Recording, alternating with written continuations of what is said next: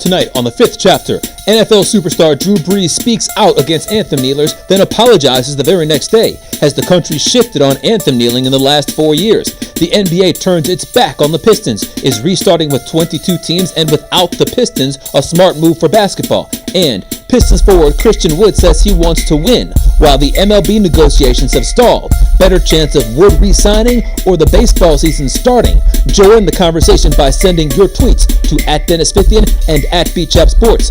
This is the fifth chapter with Dennis Fithian and Brian Chapman.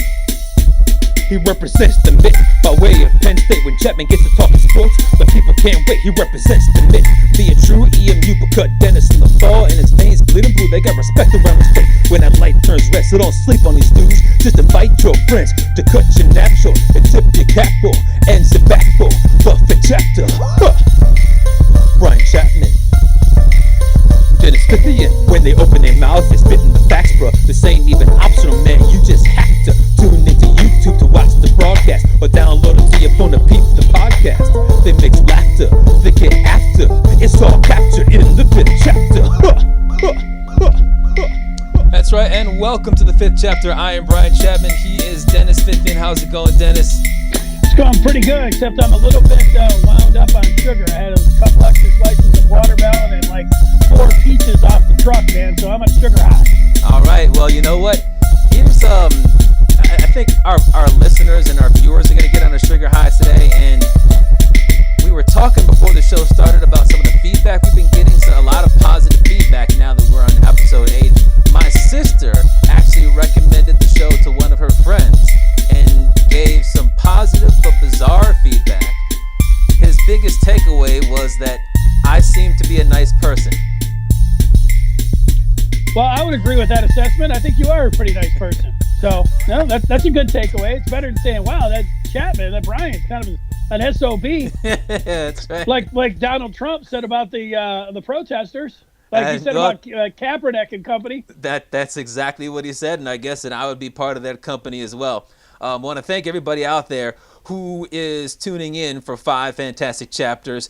Everyone who's watching on YouTube, listening to the podcast on Apple, Google, or Spotify, make sure that you like, make sure that you subscribe, and make sure that you participate in each show by sending in your tweets to @DennisFithian or @Brian Chapman, and also, @BChapSports. And you can also comment during the live stream right there on the side. Let's take a look now at today's book. In the second chapter, the NBA is going to resume with 22 teams. The Pistons, though, are done. Is this a good plan? In the third chapter, just how close is Michigan to being a playoff contender? One national expert. That's right. That's your favorite word. A national expert weighs in on how close Michigan and other teams are. In the fourth chapter, you got Christian Wood sending out a surprising tweet, and you got Major League Baseball in a standstill with the Players Union over their negotiations to restart the season. We'll tell you whether there are better odds of Christian Wood re-signing with the Pistons or baseball having a 2020 season altogether. And in the fifth chapter, it's story time. And of course, that means another Uber story from me. But Dennis, let's start off with the first chapter.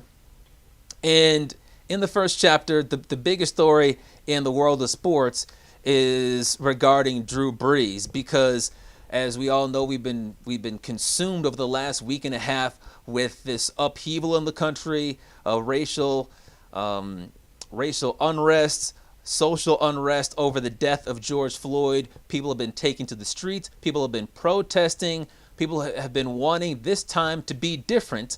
And Drew Brees went on to yahoofinance.com and was interviewed and was asked about whether or not he has changed his view on his teammates and other football players taking a knee during the national anthem. He said this yesterday, or he had the interview yesterday. Here is how that exchange went.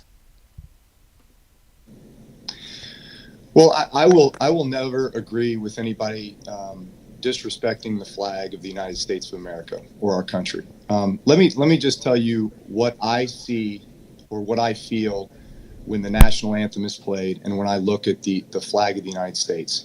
I envision my 2 grandfathers who fought for this country during World War II, one in the Army and one in the Marine Corps, both risking their lives to protect our country and to try to make our country and this world a better place. So every time I stand with my hand over my heart, looking at that flag and singing the national anthem, that's what I think about.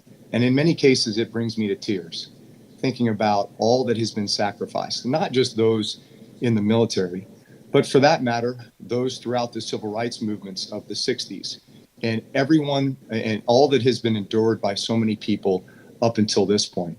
And is everything right with our country right now? No, it's not. We still have a long way to go. But I think what you do by standing there and showing respect to the flag with your hand over your heart is it shows unity. It shows that we are all in this together. We can all do better, and that we are all part of the solution.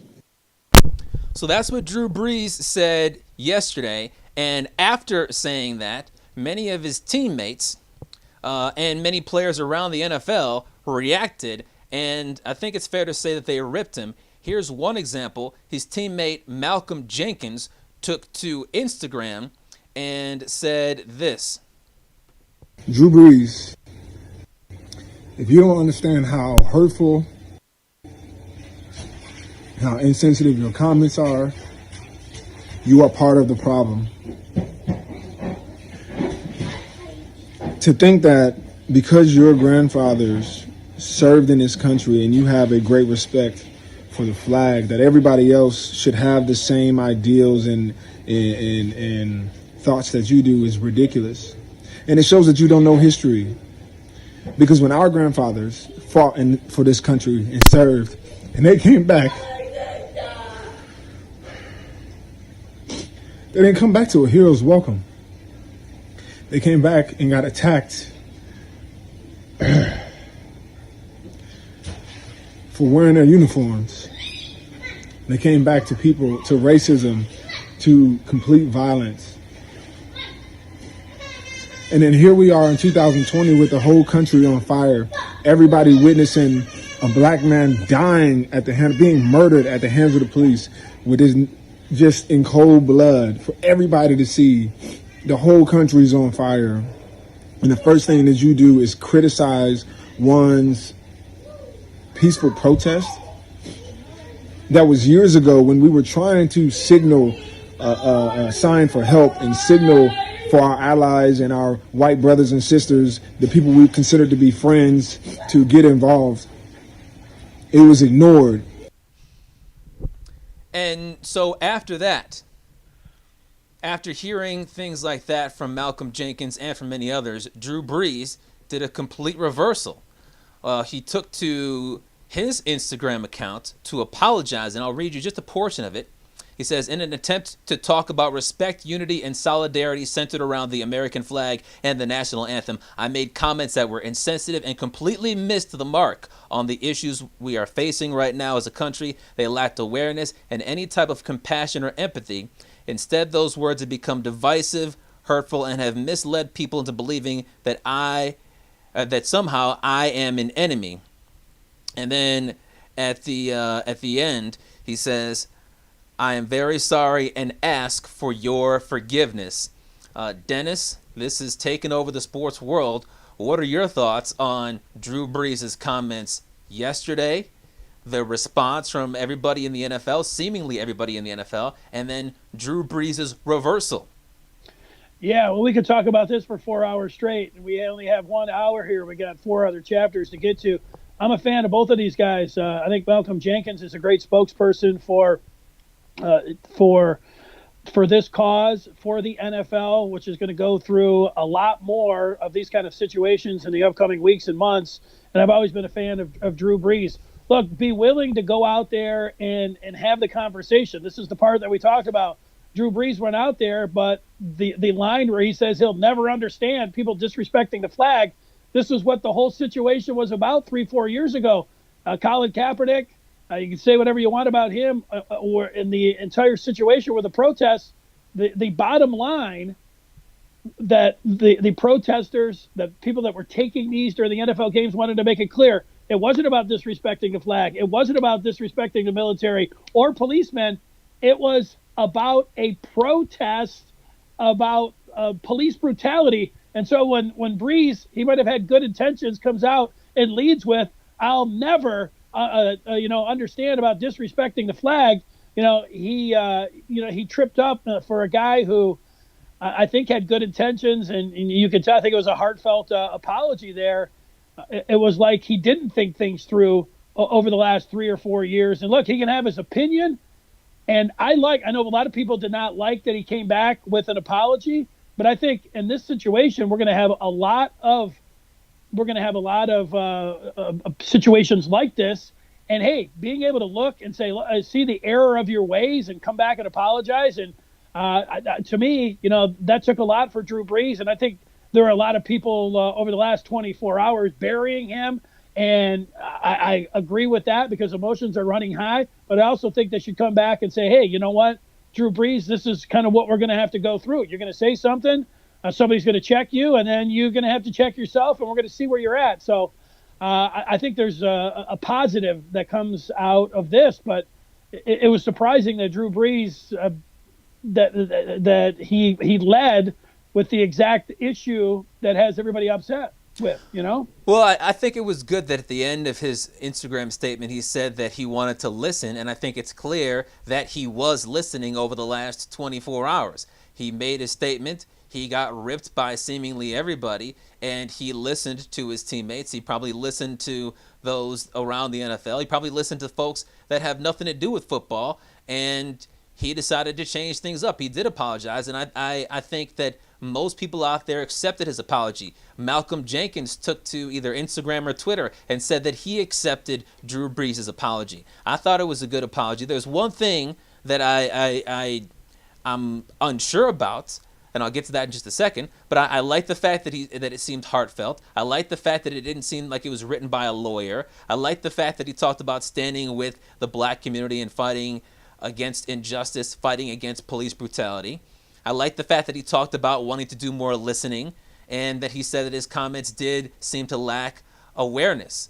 I think that all that is great, and I think I'm not from New Orleans, you're not either, but from what I understand, before yesterday's Yahoo Finance interview, he had a lot of credibility with the black community in New Orleans. I think that he did a lot to salvage that credibility with what he did by going to Instagram today. Now, the one thing that I do take an issue with is he was asked by Yahoo about his opinion on kneeling during the anthem and football players kneeling during the anthem. If you look at that Instagram post, he doesn't use the word kneel or kneeling. He doesn't clarify in that Instagram post if he still feels that people should not be kneeling during the anthem because that is disrespectful. Is it okay or is it not? What's going to happen when one of his teammates kneels? I get the feeling that he would be okay with it, he would understand with it, but is he still going to say that something like that is disrespectful? And of course, you look broader around the NFL. Are there going to be other players who are reversing course from where they were a day ago, a week ago, 4 years ago, who are going to say, you know what, I'm okay with the teammate kneeling. I'm not going to say that they're an unpatriotic person. Yeah, to me, go back, 3-4 years ago. I remember the preseason game that Kaepernick took the knee was on a Friday night. I was working on a Saturday morning, and I saw the highlights of the game on a Saturday morning, and of course, the controversy. And I shut the TV off, and I had to examine, I just came up with, what my opinion of this was going to be. And my opinion at that time was, look, there's a couple deal breakers when it comes down to, what I believe in. And one of those was the anthem and the flag and the military and disrespect for all of those things. And I took to the airways with that opinion. And over 4 hours, people called in and said, hey, that's not what he's talking about. This is about the protest. This is not how I feel about the anthem. Why can't you respect how I feel about it? You could feel that way, but you know what? I don't feel that way about the military. And people were saying that, they had people, these are black people that were calling in saying, my uncle served. And when he came back, it wasn't a proud situation. We were not feeling like we were Americans at that point. And you know what? That night I had to go back and I had to examine what I was saying. Look, I had those feelings, but then I listened to people and I heard their view. People get so dug in on how they feel about something when somebody has an opposite view. They're saying, "Look, I'm gonna take and I'm gonna listen to my favorite Republican talk show host or my favorite talk show host, and I'm just gonna go with what they have to say." And people have a hard time bending or reversing their opinions on something or seeing somebody else's side. And I think this is one of the big things that we're going to have to do over the next weeks and months when it comes down to these protests. Listen to what people are saying. And if they're challenging your viewpoints, really check yourself and saying, okay, what are they saying? Do I believe any of this? Can I meet them halfway? Do I understand a little bit? Or am I going to dig in and say, no, that's not what you mean? I'm staying with my opinion. And I hear a lot of that. And yeah. I commend it. I thought that's one of the big things for Drew Brees here. Yeah, what he said, it didn't seem like he was thinking about it. But you know what? He listened to what people had to say. And then he came back, and I applaud him for that. Yeah, I mean, one of the things that I took a real issue with was him putting up that old stale talking point that folks were using 3-4 years ago and had been using up until now about, well, you know, I was in the military, or I am in the military, or my father or my grandfather was in the military. And the point they were trying to make was that because of their military history or because of their family's military history, they had a better and a more important opinion than yours because the national anthem is strictly for or more for the military than for anybody else. And it's for Americans. It's not solely for those in the military. I mean, I don't stand for the anthem, and I supported Colin Kaepernick, but guess what?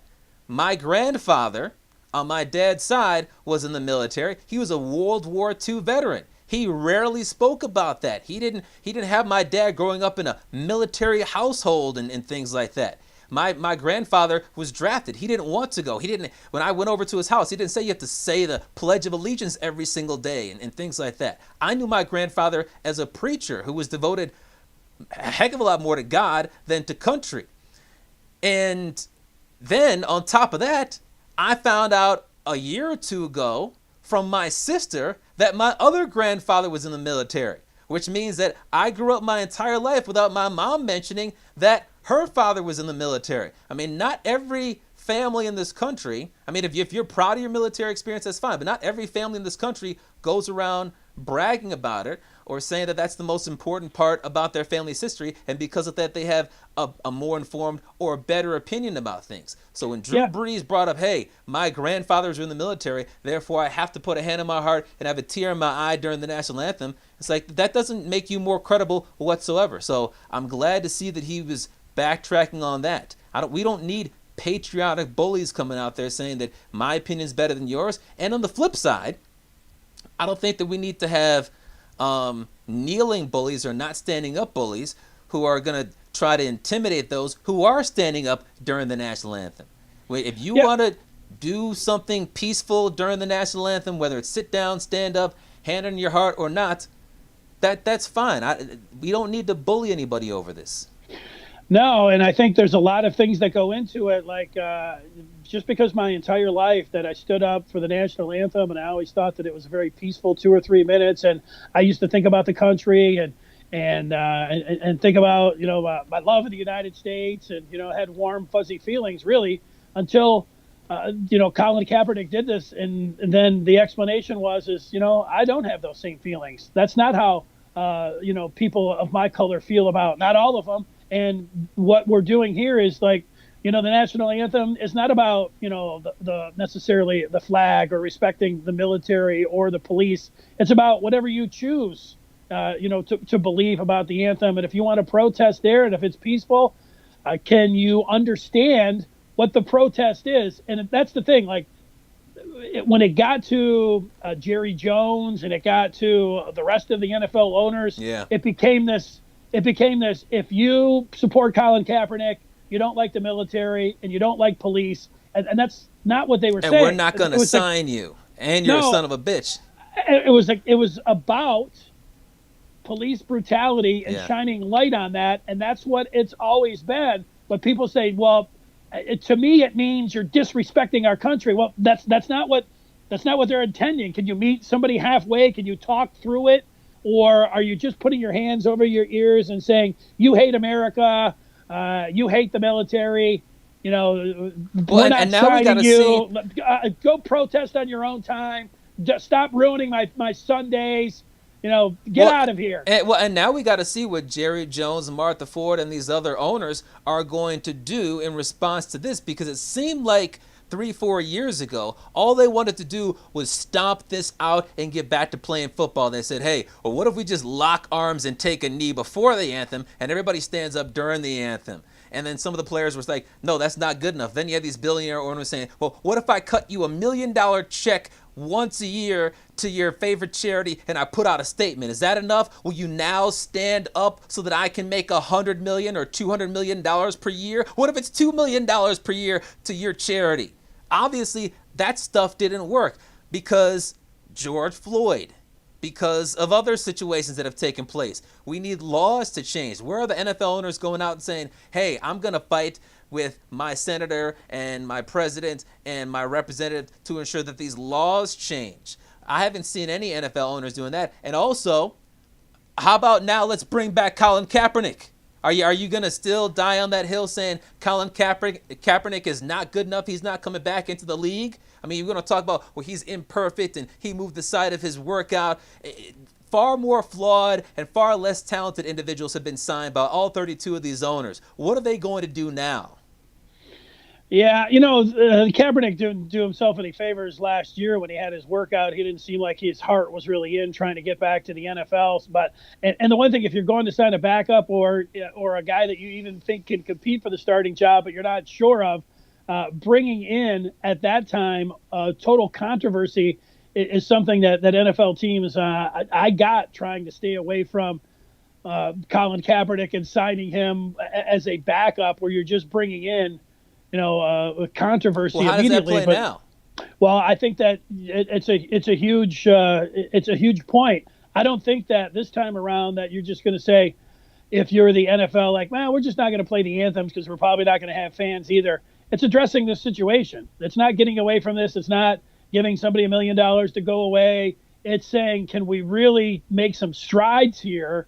And can we respect the protests? Like, even the politicians this week were saying, well, I heard the governor, I heard the president, I heard the vice president. They're all talking about how they respect peaceful protests. Well, that's what this was. So are they going to respect it now, or are they going to go back? We respect peaceful protest as long as it doesn't interfere with football games. Yeah, well, and I wonder. I think that's important because when football games start, when baseball games start, if we have that, when basketball games start, there's no baseball games. Yeah, I'm sorry. What's going to happen when the anthem is played in those games?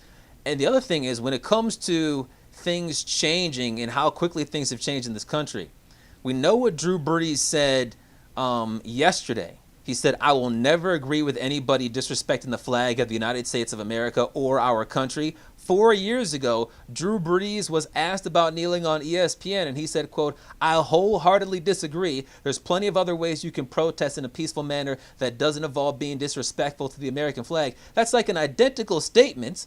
And 4 years ago, it seemed like half the country was with him, half was against him. And now today, it seems like maybe 75% of the country is against his statement from yesterday. Things have changed rapidly. Now we'll see if the owners will see how the other players feel about that. Because I remember 3-4 years ago, we had, some black players taking a knee and like 1 or 2 white players around the NFL doing so. Are they going to be more this year? Well, remember this, chap, as we get into the second chapter, and it's on the NBA and their plan to come back in Orlando. The thing about the NBA, when it came to protests, their players and their owners, they felt like they were really listening to one another. They really felt like they were on the same page, that there was a good dialogue there. In the NFL, it did not seem like that. Whether it was the corporate sponsors getting involved with the owners, and whether it was Roger Goodell whether it was sweeping under the rug or move on or anything else, it was not like that in the NBA. It was much more like, hey, we are listening to what the players' concerns are here. We are addressing them. They were not taking knees, but they did hook arms, and it felt, it had a much better feel about that when it came to the National Basketball Association. And their news today is that at the end of July 31st, is their target date to come back, play in Orlando, 22 teams. And I know you have a story where they throw up there and explain it all. And I'm going to pat myself on the back for 2 seconds.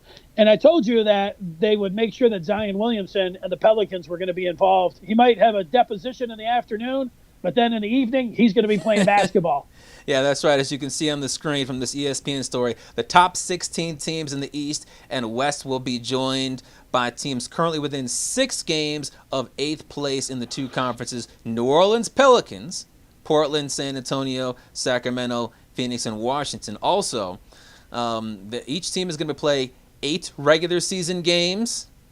As they return, it's going to all be at the Walt Disney World complex. And then after those 8 regular season games, they're going to have potentially a play-in tournament between the 8 and 9 teams if the 9th team is within 4 games of the 8th seed. And to give the 8th seed an advantage, if the 9 seed wins the first game, they do not get a playoff berth. They would have to beat the 8th seed a second time in order to get a playoff berth. Yeah, I'm glad there's not going to be a test about this at the end of the show, but I'm looking forward to coming back, for them coming back. I understand getting Zion in there. I'm excited to see him out on the court here. It's a little funky that these rules and, they're eliminating games, jumping over teams, where are the Pistons, all those kind of things. But they have the ability to tinker with the format. And they should do that. And not that I'm sitting here applauding for you. You know that they're trying to make up some money. That's part of it. But, in a year of a pandemic with them trying to come back, I'm going to give them a little slack, with their format. Now, if it plays out and it looks ridiculous, I'll be complaining like everybody else. But here, I know they put some thought into it. And, I want to see Zion Williamson again this year anyway, so I'm for it. Yeah, I understand the plan. Similar to what I said with regards to the NHL plan, every fan base has been without their team for months, and so I would like to see every fan base get to see their team once again. I mean, in basketball, we're talking about an 8-game regular season before the playoffs, and they're all taking place in Disney World. They're not going to be traveling anywhere. I don't see why they couldn't bring all these teams back for 8 games.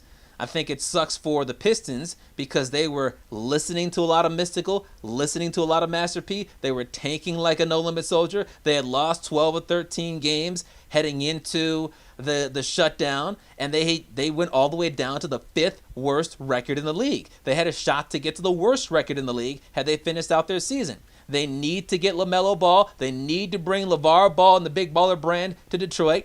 And it's going to be more difficult for them to do so without resuming play and playing the final 8 games or the final 16 games.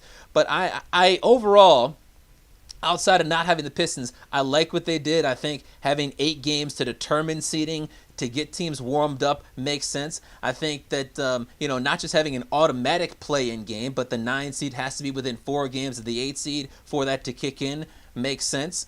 I like that they got the deal done quickly, especially when you compare that to Major League Baseball, where they're still haggling over details and not even small details, big details. I like the fact that they're having it in one city. And I like that we'll be able to see, like you said, the Pelicans and Zion Williamson, and also the Portland Trailblazers, who've been going deep into the playoffs lately with Damian Lillard and company fighting for a playoff spot as well. I think that this is all pretty positive, outside of the fact that there are 8 markets out there that aren't going to see their team again until it looks like December 1st. Well, don't cry about the Pistons and their draft position here. It looks like a 5-6 player draft anyways. I mean, you're just as good sitting there at 5 or 6, and whether you're sitting there at 1 or 2 of it. If the Pistons came away with Edwards, but I want LaMelo. Yeah, I know you do, and I want Edwards, or I want Wiseman, or I want the point guard from France, or I want the kid from Israel. I mean, all of those guys. I watch their games. It's hard to. You can just throw it up at the dartboard there. That's the point. Like if there was a Zion Williamson or a John Morant, and they were saying this, people would be like, "Whoa, this is a huge controversy." But there's no presumptive number 1, 2, or 3 here. It really does look to be 5, 6 deep. So you don't really have many complaints. Now, I don't know if you could pull it up or not. There are some things to complain about, and there are the proposals about, since they're not going to be flying back to Toronto, to Milwaukee, to LA. There was a discussion on how you address home court advantage for I these just put teams. that up there on the screen, and I'll put it out there for everyone. It says some of the scenarios discussed, sources told ESPN, include the higher seeded team being awarded the first possession of the second, third, and fourth quarters following the traditional jump ball to begin the game. The Ridiculous. Go ahead. The higher seeded team being allowed to designate one player to be able to be whistled for 7 fouls instead of 6 before fouling out. The higher seeded team receiving an extra coach's challenge. Stupid. The higher seeded teams being able to transport their actual hardwood home whatever the court. Vegas line is. What? What's that? Yeah, well, the final part. Why don't they just go with the Vegas line? If the Milwaukee Bucks are favored by 4.5, why don't we just put 5 points up on the scoreboard before the start of the game? Oh, just give it to the favorite. Those things are all ridiculous. Look, we understand. Or we tell the refs, hey, why don't you favor the other team because of a little home court, give them a little favorable whistle. You can't do any of that. Now, the one part about the court is interesting, but are we trying to? I know we're getting back and we're getting to work and we can get out there, keep your mask on and social distancing, but are we really, taking a U-Haul and bringing the parquet floor all the way down to Orlando and then swapping it out with all these workers? I mean, is that all going to be able to be done? Can we slap a sticker on mid court? Hey, here's a exactly. Here's a leprechaun. Here's a Laker. Let's go. Yeah, I mean, when I was looking at some of those ideas, like the home court, like you're talking about, transporting some wood thousands of miles, a sticker would do just fine.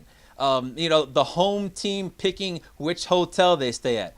That's really irrelevant. If they want to stay at Mickey Mouse Resort as opposed to Donald Duck Resort, that's fine. They're gonna have the Trailblazers staying at the Red Boat, the Red Roof Inn. Because I don't think they get to decide where the opposing team stays, because they can say, you know what, they're going to be in Tallahassee. They got to have a 3-hour bus ride. That could be some real advantage. Hey, put them up at the Red Roof Inn and only give them 5 minutes of hot water. That's right, and do it at the most roach-infested Red Roof Inn in Florida. The 7 fouls thing. I mean, LeBron James or James Harden or Kawhi Leonard, they would never get into foul trouble if you allowed them to have 7 fouls for a home game, because those guys already have like 7-8 fouls. Come on. There you go.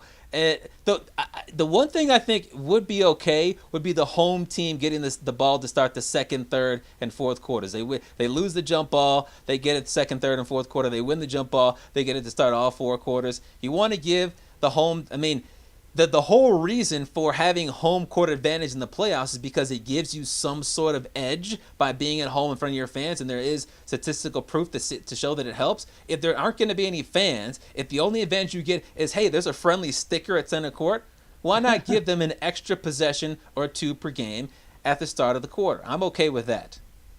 Well, if they really want to give them advantage, they could reseed the whole thing and go 116. And then reseed every time through, so the teams that had the best record really do have an advantage there. I mean, that would seem to me would be a big time advantage for the top teams, always being able to play the lowest seed all the way through. No, that's a possibility as well. We also invite everybody out there to send in your feedback. You can do so via Twitter by sending us a video of 30 seconds or less before the start of each show. And Dennis loves to put out those little videos with his goat to let you know what we're thinking about discussing. And we got this. It's a little bit longer than we'd like, but we got this video from Jim Kennedy, and it's about the basketball playoffs. The finals will end, on October 17th, I believe it was. Normally, basketball starts up late October, early November for the regular season. Is this truly the best idea that the NBA could have come up with? And I would also want to know if you guys had any ideas on what Dennis Fithian's and Brian Chapman's NBA return plan would be. Because to me, you're going to be looking at a reduced 2020-2021 regular season. I mean, same as hockey, basically. So that's a fair question, because when you think about this new schedule, they are going to be starting late. They are going to be starting next season on December 1st. I actually like the idea of starting the NBA season on December 1st as opposed to the middle of October. I know there was some discussion about having it on Christmas Day. I don't like starting it on Christmas Day. I like having a few weeks to lead up to it, and then by starting on December 1st so that those primetime teams will be in mid-season form by then. But, when you talk about the middle of October, most folks are still watching baseball or are watching Not football. this year. Then. Oh, yeah, not this year, perhaps. And, if you have the NBA Finals, instead of taking place in the middle of June, taking place at the end of July, I think fans would be okay with that. Yeah, look, anything to stay away from the NFL if you're the NBA, I would have no problem with it starting on Christmas. This year, people, if basketball and hockey, if it happens, and that's what the schedule is what we're talking about right now. If there's hockey and basketball playoffs in August and September, then you got football going. Man, this calendar is going to be hopping. Even if baseball doesn't get back, it'll be awesome for sports fans. Man, it'll be an oasis for us. I do think though, in the future, if you're playing into July and August, there is a real summer vacation phase that you have to build in there. People just don't watch as much TV in July and August. They're off. They're doing other things. I think that it's fine this year, but I'm not sure they want to go too far into July and August in the years ahead. All right, let's turn the page now to the third chapter. And this takes us directly to Michigan football and really college football as a whole. And that's because it's June, because it's really any time of the year, you can find any dope out there that's going to put out an article saying, hey, this is how Michigan can be a national championship contender, even though there's really not much to suggest that could be the case. But here's an article that I found from ESPN.com. And you can see right there on the screen, it says how each top 2020 college football team becomes a national title contender. So, they're being very loose when they use the term top if they're using the Michigan football team. But what this author did, Bill Barnwell, as he said, below are the 18 teams with title odds better than plus 10,000 per Caesar Sportsbook, sort of by the number of ifs it would take each a true title, or to make each team a true title contender. And for instance, we'll go with the teams that have two ifs. You see that Clemson, Ohio State, and Alabama are each two if teams, and it says that if small sample Mac Jones becomes large sample Mac Jones, and if a retooled secondary gels quickly, then Alabama will be a national title contender. So, how far down do we have to go to find Michigan? Are they in the 3-if category? There's No. Georgia, there's Florida, there's LSU, there's Penn State! Ha ha! There's Oklahoma. Oh, wait a second. Now we're in the 4-if category. We got Oklahoma, we got Oregon. Is Michigan here at all? We got Yes. Notre Dame as a 4-if team. You got Texas as a 4-if team. Maybe Michigan didn't make the cut. Auburn, a 4-if team? Texas. I think I might have the wrong article. Maybe Michigan didn't make it. There we go. Finally, 4 ifs, and Michigan could be a national title contender. And it says if 2021 arrives early, then Michigan could be a national title contender. And in there they say that Michigan is not going to have very many seniors for the 2020 season. There could be a lot in 2021, so those players would need to basically grow up early. Also, if a new offensive line gels, and that's obviously because 4 of their offensive linemen are going to be new, and two of the new offensive linemen are not going to have any experience. The third if is if big game Don Brown returns, which is self-explanatory to all Michigan fans. And the fourth is if the red zone is friendlier. I found this interesting. It said that Michigan's offense averaged 4.9 points per scoring opportunity in the red zone, but the defense allowed 5. That's a negative 0.1. And last year's college football playoff teams averaged a plus 1.1 in the red zone when you compare the offense to the defense. Dennis, you're the big M-Go Blue slappy on the show. What do you think about Michigan being 4 ifs away from title contention, and what about those specific 4 ifs? Yeah, I think all those ifs are fair. The offensive line is the biggest one. Those are the 4 biggest ifs. Right tackle, both guards, and center. You went through that, but yeah, they got a lot of young talent there. Not a lot of seniors. The red zone stat, I didn't know that, but that's a pretty good one. But the thing is, when you count through, you're like, oh boy, Michigan being talked about as a national title contender. Not really. I counted through. I did it quick, so maybe there's even one more. But I counted 13 teams that had better odds or less ifs than Michigan. So if they settle in at about 15th, you know what? You want to tell me you think they're 20th? All right. So with the hype that usually you build in for the maize and blue, just like Notre Dame, that's going to have them a little higher, which, has them around 15, which they are right here. And, I think that's fair. Would I pick Michigan at all I'm not picking them to beat Ohio State, or I'm not even picking them to beat Washington for the first game. So I have them as a 3-loss team right now, but you can't really pick Michigan to win the national championship. But, after you go through 4 or 5 teams, you're going to have a next cut and then a next cut. But I think putting them in the 15 to 20 range is about right. Yeah, I look at these.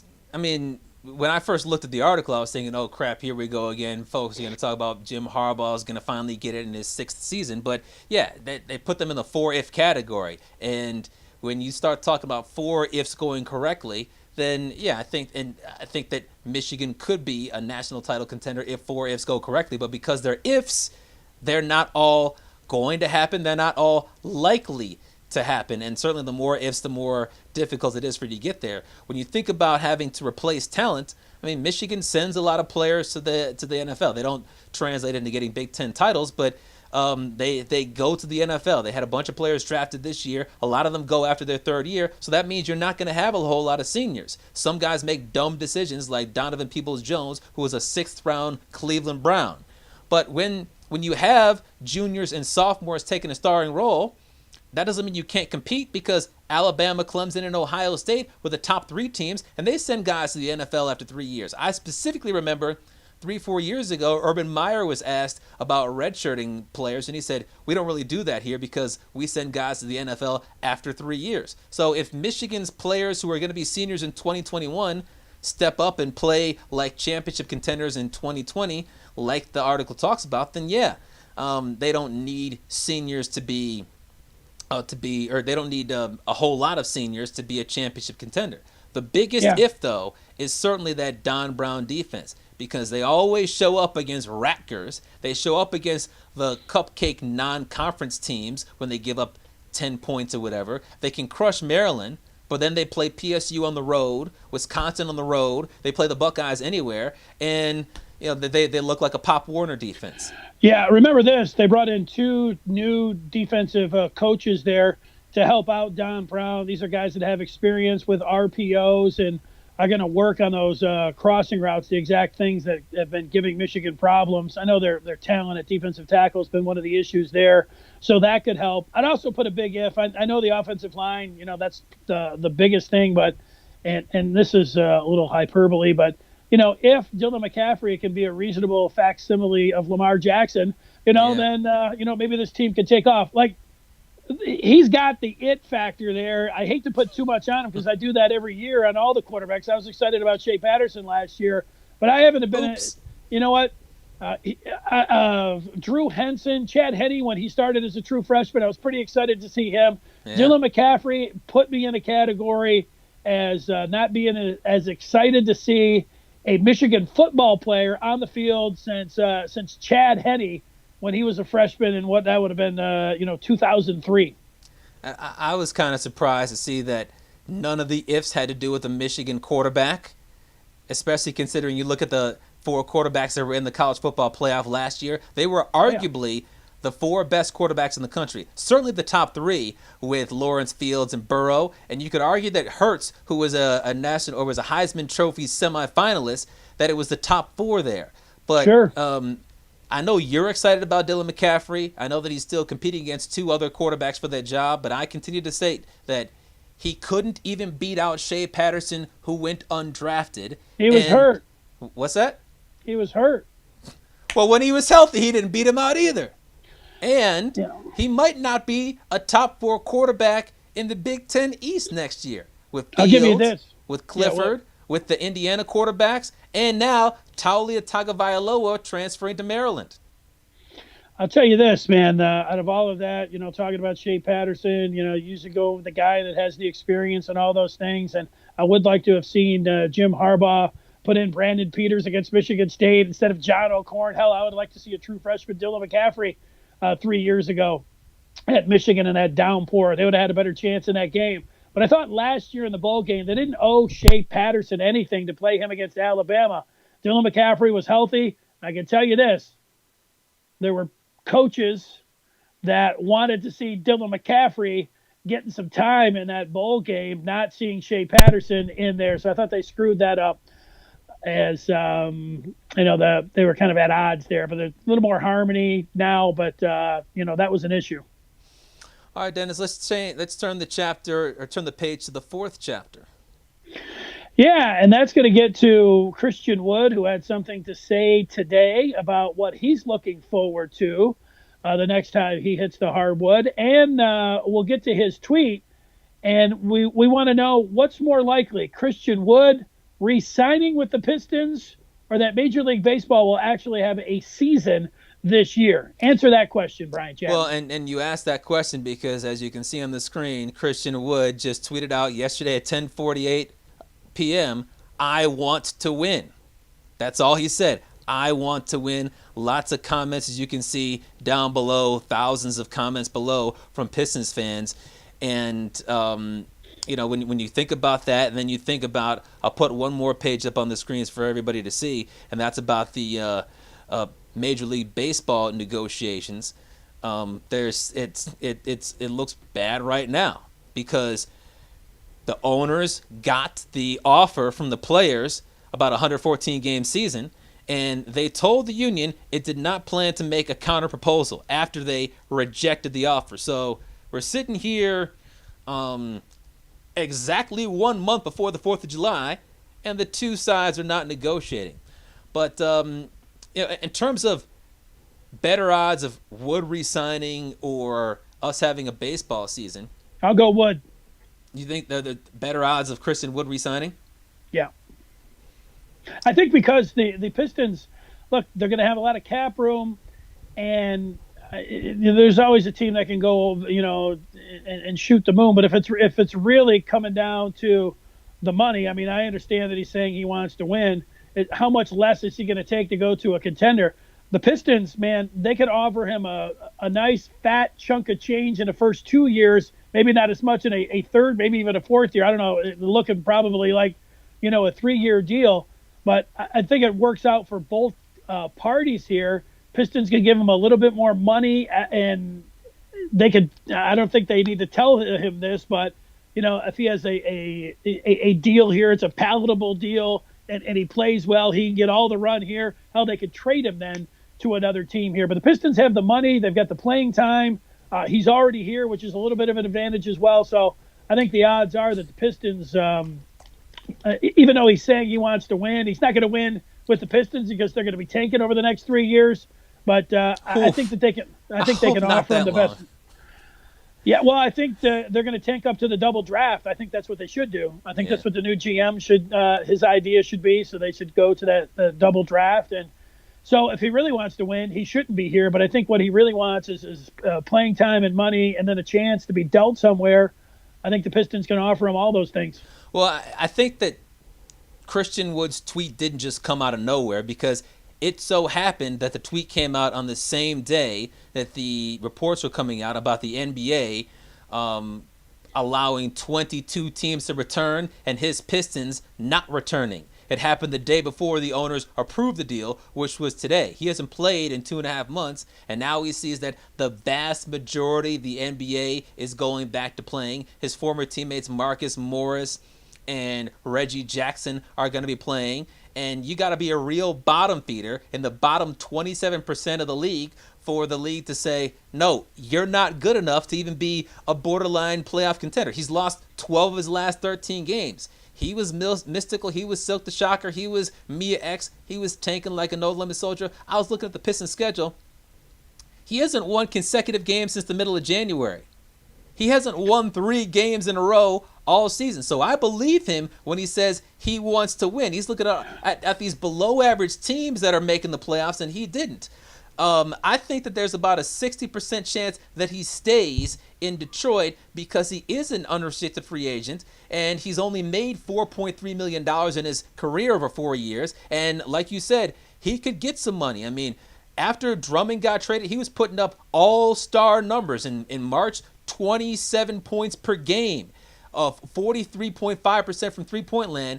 I mean, he doesn't have the longevity that an all-star has, but I could see teams wanting to pay him $15 to $20 million per year because of that. And I mean, that's not even close to max money. That's not close to max money. And no, I would be surprised if he gets $10 million a year. Kidding? Well, we'll go. That could be a challenge for you and I.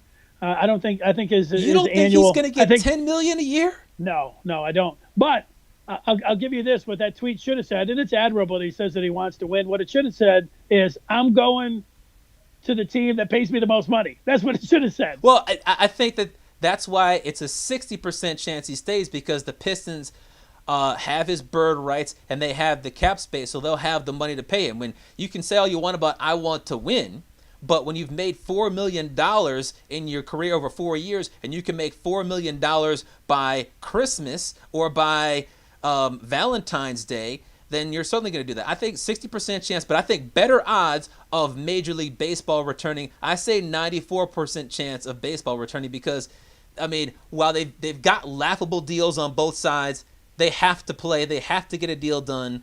The owners, I think, are more interested in playing than they're leading on to believe, because while they could lose $640,000 per game, if they don't have a season, and you got reports about the potential of teams going bankrupt, and you think about the long-term damage that could do to the league, these owners are not going to be, I don't know the exact phrase, but penny smart and dollar dummy or whatever it is. Penny smart, pound foolish. There you go. They're going to do a deal, whether it's 50 or 82 or something. Penny wise, pound foolish. We've got some feedback coming in. One says, hey, Chap, how many jerseys do you own? That's from Raj. Let's see. I got the Griffey. I've got a travel baseball jersey under there. I got high school baseball jersey. Got the Pistons jersey. That's 4. 2 Penn State jerseys is 6. Got the Pudge Rodriguez jersey is 7, and then a Michael Vick jersey is 8. So I think I got 8 jerseys. All right, next feedback coming in from Keith, who says, Drew Brees is a phony. He's such a phony. He can keep his damn apology. He contradicted everything he said the day before and about careful make a few years ago. I don't get that last part there, but yeah, ripping Drew Brees. I'm not ripping Drew Brees. He did contradict everything, but look, just because you say one thing and then you analyze your statements and you're listening to what somebody else has to say, I think more people should be like Drew Brees, going back to what we were talking about before. Be willing to compromise, be willing to go and say, hey, I understand, or I'm trying to understand what the other side is saying, and I'm meeting them halfway, and I understand now what I said and why they're upset. I mean, that's a good thing to me. Yeah. One other thing that I wanted to point out for why there could be a higher chance of Christian Wood leaving than you think is because of something that took place in the locker room after the Pistons lost to the Toronto Raptors on January 31st. If you remember that game, there were thousands of Toronto Raptors fans in Detroit. And after the game, I was actually a member of the Dishonest Media, along with many others, who got a chance to speak to Christian Wood. He had a pretty big game. And I want you to listen to my question, what he said, and also what Reggie Jackson said in the background at the very end. Here is what took place. What's it like as a hometown player to hear so many pro Raptors chants like MVP for Pascal? Let's go Raptors. That was the first for me, especially being at a home game. I was a little surprised. We have more Raptors fans in here than Detroit Pistons fans. That's a first.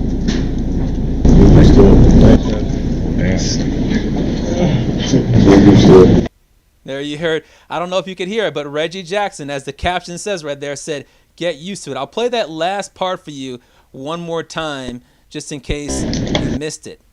Here is Reggie Jackson.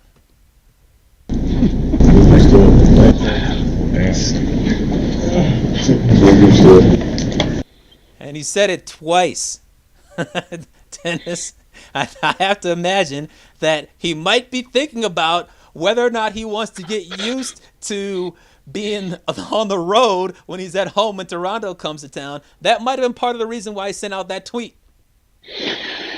Well, yeah, I mean, it was a huge factor when Toronto came in, man. It was 70% Toronto fans, and you know, it wasn't filled to the capacity to say 30% Piston fans, but yeah, I mean, it felt like you were playing up in Canada, so I get that. And the the owner had to change the seat covers because it was so embarrassing. I mean, it's a bad situation there, but so yeah, I mean, if the Pistons are lowballing him or something like that and everything's even, yeah, he'll be out of here. But again, the Pistons are in a really good position here with the kind of money that they have and the kind of playing time that they can offer him for then another contract. I would pay a lot more for him on a shorter deal. And then, but I still don't think he's going to get up like $15 million like you were talking about. I think, $7-8 million is for a 3-year deal is much more. And you basically what I think he's going to get. And you basically think there's no chance of baseball? Yeah, you know what? I'm disconnected from baseball right now. I think that ultimately they're going to get a deal, but you know what? I think that there's more like a 75-80% chance that the Pistons get that they bring Christian Wood back than baseball. I think it's much less here sitting today until I see something else where they come back with some kind of counter proposal. Mm-hmm. I think that's like it's 60%, closer to 50%. It seems like a toss up right now, even though. Well, I think. Here's what the people were saying on Twitter, because I put out a poll asking what has better odds, Christian Wood re-signing or MLB playing this year.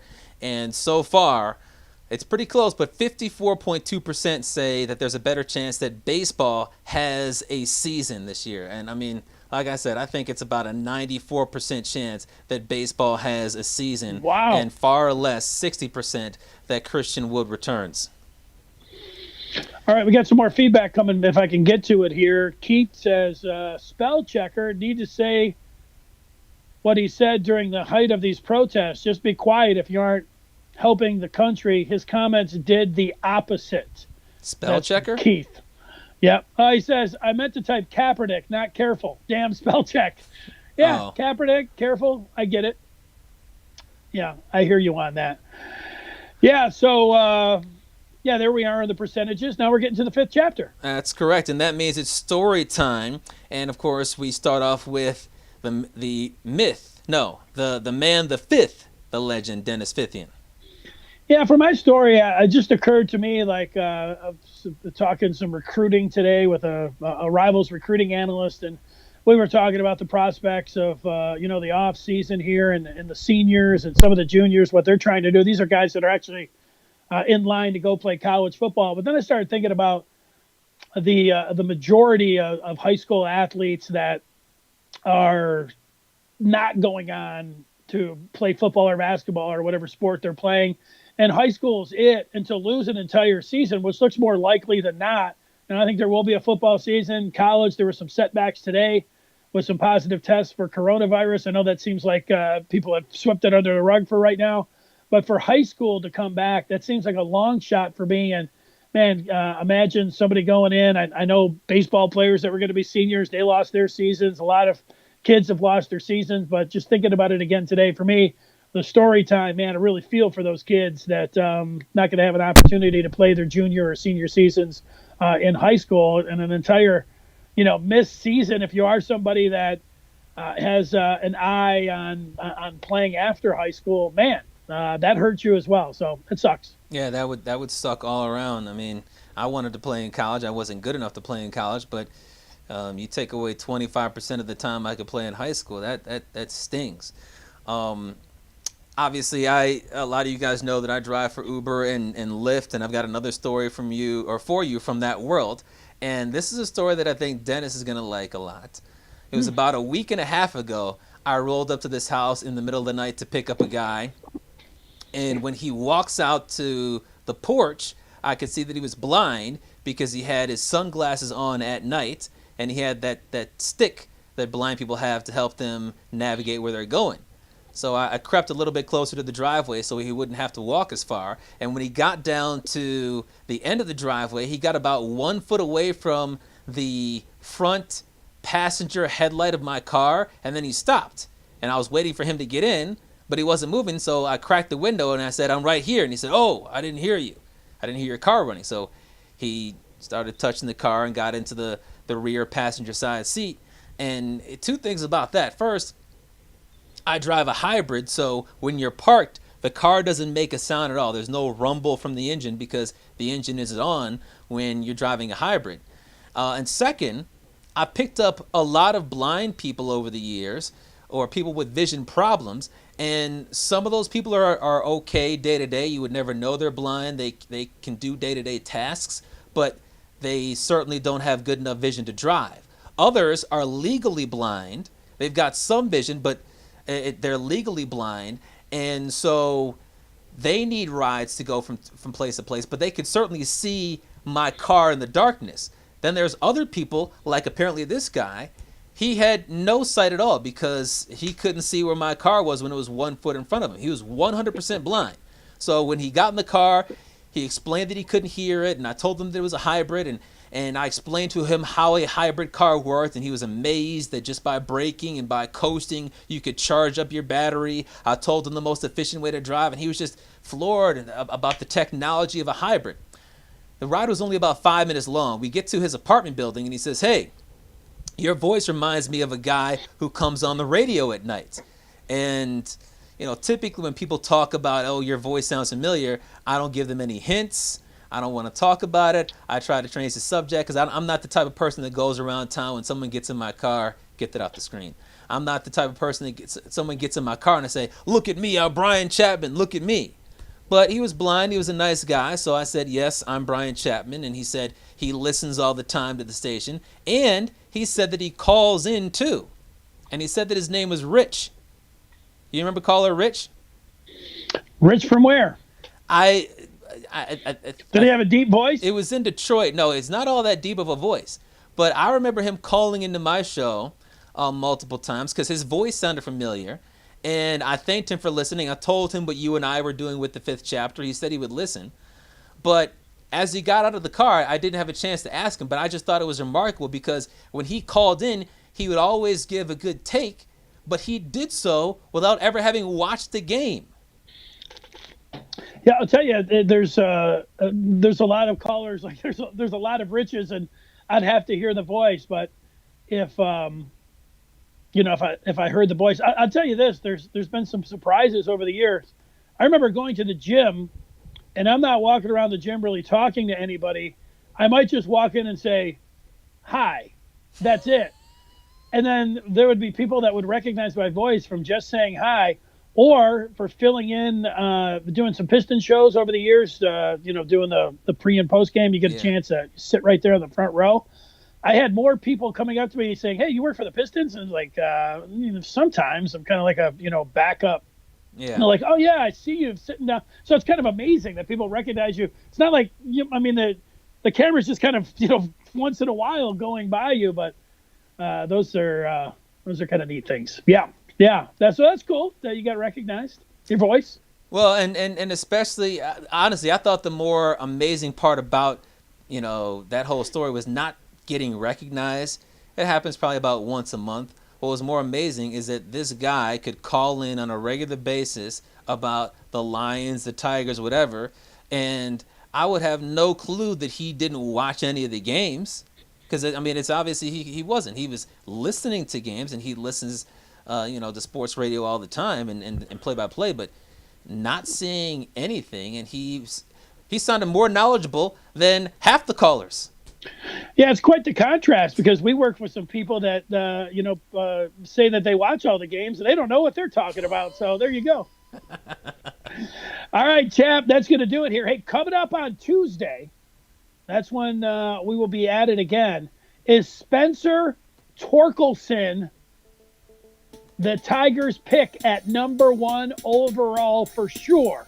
We'll talk about Torkelson being the pick at number 1 coming up on Tuesday's Fifth Chapter. And don't forget, 1 week from today, my big surprise. Stay tuned for that. Can't wait. That'll do it. For Brian Chapman, I'm Dennis Fith, the Fifth Chapter.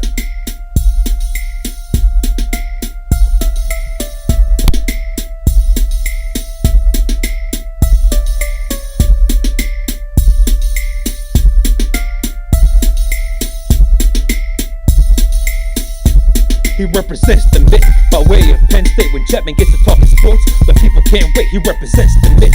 Be a true EMU, but cut Dennis in the fall, and his veins bleeding blue. They got respect around his face. When that light turns red, so don't sleep on these dudes. Just invite your friends to cut your nap short and tip your cap for and sit back for the Fifth Chapter. Brian Chapman, Dennis Fith.